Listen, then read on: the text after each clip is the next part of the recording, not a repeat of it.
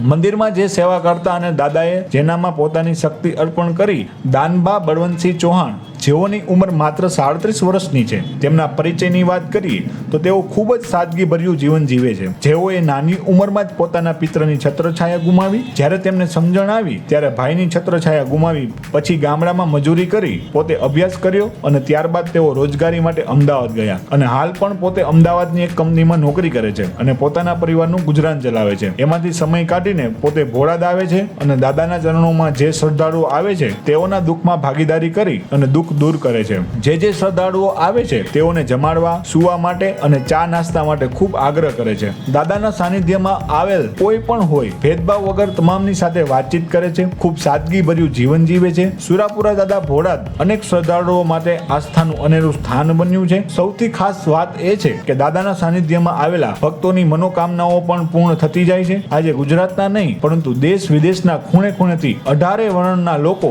શ્રદ્ધા રાખીને દર્શન માટે આવે છે અને દાદાના સાનિધ્યમાં કોઈનું કંઈ પણ લીધા વગર અને નિસ્વાર્થપણે શ્રી દાનબા બાપુને નિમિત્ત બનીને લોક કલ્યાણનું કાર્ય કરી રહ્યા છે. દાદાના સાનિધ્યમાં દર સોમવારે રાત્રે અને મંગળવારે દિવસે બેઠક યોજાય છે, જેમાં હજારોની સંખ્યામાં શ્રદ્ધાળુઓ આવે છે અને પોતાના દુઃખ દાદાની સામે રજૂ કરે છે અને તેના પ્રશ્નનું નિરાકરણ આસ્થા રૂપે પૂર્ણ થતું હોય છે.